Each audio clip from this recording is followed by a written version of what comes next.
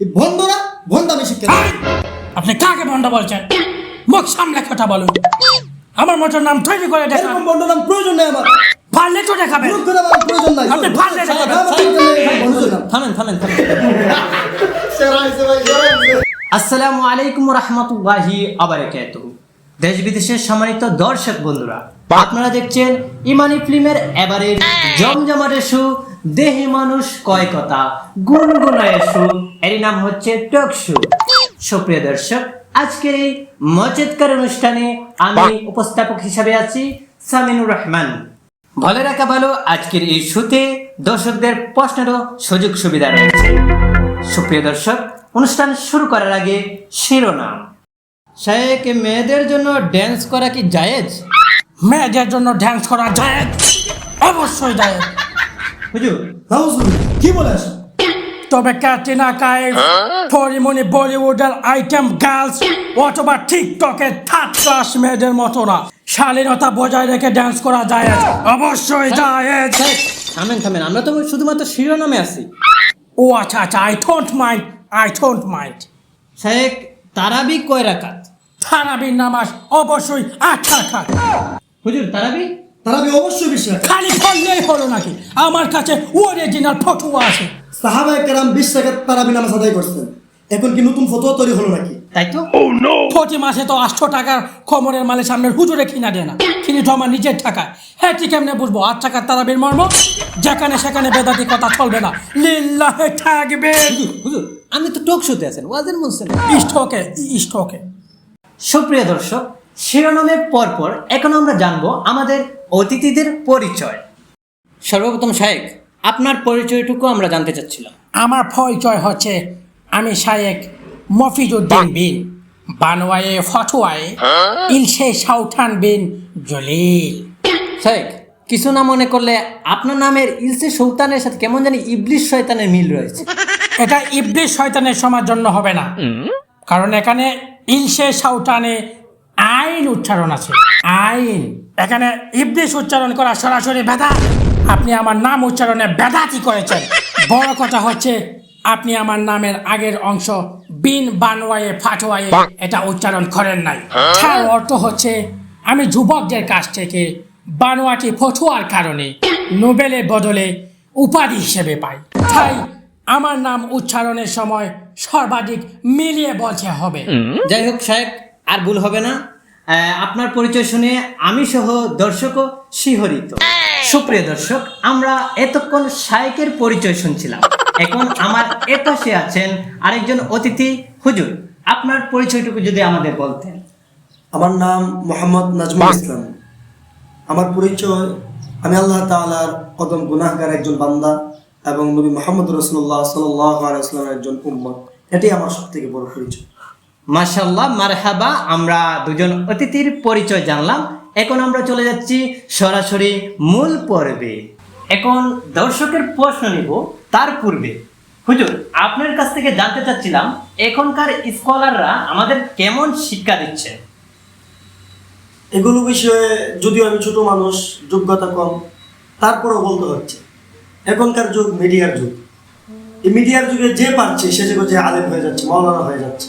সুযোগ বুঝে ভাইরালের আশায় মুখ দিয়ে আবল তাবল যা বের হচ্ছে, বানোয়াট হাদিস, বানোয়াট শিক্ষা, এগুলো দিয়ে যাচ্ছে। আমাদেরকে অবশ্যই এই সমস্ত বানোয়াট শিক্ষা থেকে সচেতন থাকতে হবে। আমরা যেন এই উল্টাপাল্টা বিষয়ে অসচেতন না হই। জাযাকাল্লাহ শায়েক, আমি মনে করছি আপনিও এই বিষয়ে একমত। অবশ্যই না। মিডিয়া আছে বলেই তো অনেক যুবক রাতে ঘুমিয়ে ঘুমিয়ে আমাদের মতো লোকের ভিডিও দেখে। এসবে যারা বিরোধী করে তারা বেদাতি করেছে, আর তাদের কারণেই আমাদের চ্যানেলে সাবস্ক্রাইবার কম। অবশ্যই তাদেরকে লাইক, কমেন্ট, শেয়ার করতে হবে এবং অবশ্যই আমাদের চ্যানেলকে সাবস্ক্রাইব করে রাখতে হবে। শায়েক, আপনি মনে হয় উল্টা লাইনে চলে গেছেন। আচ্ছা, যাই হোক, আমরা এখন দর্শকের প্রশ্ন নেব। একজন লিখেছেন, আমি মফিজ হুজুরের অনেক বড় বিগ ফ্যান। আমি মফিজ হুজুরের কাছ থেকে জানতে চাচ্ছিলাম, হুজুর 20 রাকাত তারাবি পড়তে গিয়ে আমার হঠাৎ বায়ু সমস্যা হয়, প্রচুর শব্দ হয়। নিজের ইজ্জত বাঁচানোর জন্য আমি বাড়িতে পালিয়ে চলে এসেছি। এসে মোবাইল ধরতে আপনার ভিডিও পাই, তারাবি 8 রাকাত।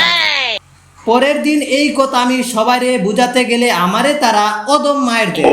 হুজুর, একটা ফয়সালা আমি চাই। শেখ, এর উত্তরটি কি হবে? যারা তার বিরোধী করেছে তারা বেদাতি করেছে। একে তো ছেলেটি বায়ুতে শব্দ, তার মানে ছেলেটির পেটে সমস্যা। দ্বিতীয়ত ছেলেটিকে 8 টাকার তারাবি নামাজ বলায় মারা হয়েছে, এটা অনেক বড় অন্যায় হয়েছে। তারা ভণ্ড মূর্খ। অবশ্যই তাদেরকে আমার চ্যানেলের ভিডিও দেখা উচিত ছিল। আর তুমি আমার ভিডিওতে লাইক না দিয়ে থাকলে লাইক করে রাখো, তোমাকে আমার পার্সোনালি ভিডিওতে সমস্যার সমাধান দিয়ে দিব। যাই হোক হুজুর, এ বিষয়ে আপনি কি বলবেন? তারাবি 20 টাকা সেটা সে জানতো এবং আদায়ও করতো। যখন এই ভিডিও দেখে তারপর থেকে তারাবি 8 টাকা তার ভিতর সঞ্চালন হয়। তার মানে আমারও বোঝা যাচ্ছে এই ভণ্ডরা ভণ্ডামি শিক্ষা এই, আপনি কাকে ভণ্ড বলছেন? মুখ সামলে কথা বলুন। আমার মতো নাম তৈরি করে দেখান। এরকম ভণ্ড নাম প্রয়োজন নেই আমার। পারলে তো দেখাবেন। বিরোধ করে আমার প্রয়োজন নাই। আপনি পারলে দেখাবেন। আমার দরকার নেই এরকম ভণ্ড নাম। থামেন। আমরা প্রশ্নতে ছিলাম, প্রশ্নতে যাই। সুপ্রিয় দর্শক, আমরা পরবর্তী প্রশ্ন নিচ্ছি। উনি লিখেছেন, মফিজ হুজুর বিগ ফ্যান। আবারও মফিজ হুজুরের বিগ ফ্যান। আমি একটি মেয়েকে পছন্দ করি, আমি তার দিকে তাকাতে পারবো? সাহেব, এ বিষয়ে আপনি কি বলবেন? একজন মেয়ের দিকে তাকিয়ে যদি তুমি মানসিক শান্তি পাও, দ্যাটস এনাফ। আর কিছু লাগবে না, তাকিয়ে থাকো। আস্তাগফিরুল্লাহ। মেয়েদের জন্য পর্দা ফরজ করা হয়েছে কেন? তাকিয়ে থাকার জন্য? তাই তো সাহেব? হ্যাঁ? আপনাদের টকশোতে চায়ের ব্যবস্থা নাই কেন? এটা তো বেদাতি করেছে। বেদাত বলতে বলতে আমার গলা শুকিয়ে গেছে। এই, পানি নিয়ে আসেন। সুপ্রিয় দর্শক, দেখতে দেখতে আমরা টক শোর শেষের দিকে চলে এসেছি। চলুন শেষ প্রশ্নটি আমরা পড়তে যাচ্ছি। লিখেছেন, মফিজ হুজুর, আপনার ভিডিও দেখে আমার বউ 3 বেলা ডান্স করে। সে চাইলে কি আরো কয়েক বেলা বাড়িয়ে ডান্স করতে পারবে? শেখ, এ কি বলতেছে? আপনার ভিডিও দেখে ডান্স করে মানে? তার মানে হচ্ছে সে আমার একজন নিয়মিত কাস্টমার। আর তার বউ বলেছে সে 3 বেলা বাড়িয়ে ডান্স করতে পারবে কিনা। অবশ্যই ডান্স করতে পারবে, তবে সেটা 3rd ক্লাস নুরা ফাতিহা এবং ক্যাটরিনা কাইফের মতো না। শায়েকের মুখে যে নামগুলো উচ্চারণ হলো তারা তো মনে হচ্ছে নাচ করে। তো শায়েক তাদেরকে চিনি কিভাবে? তাই তো শেখ, আপনি ক্যাটরিনা কাইফ আর নুরা ফাতেহা চিনেন কেমনে? ধোয়াকে গেলাম নাকি? আপনার পাশে বসে আমার মতো একজন শায়েকের মুখে তর্ক করে, এটা তো বেদাতি করেছে। আপনি বন্ডামি করবেন না, আমরা বললেই পারে। আপনি মুখ সামনে কথা বলেন, কাকে বন্ধ বলছেন? 50,000 টাকা দিয়েও আমার শিডিউল পাওয়া যায় না, আপনি কাকে বন্ধ বলছেন? তারপর আমি এই টকশোতে চলে যাবো। ধরা গেলে সময় লাগে। হুজুর, এই সময়ের এই ঘটনাগুলো নিয়ে আপনি কি বলবেন?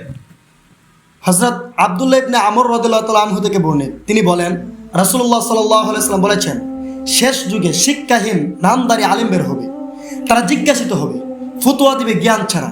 তারা নিজেরাও পথভ্রষ্ট এবং অন্যদেরকেও পথভ্রষ্ট করবে।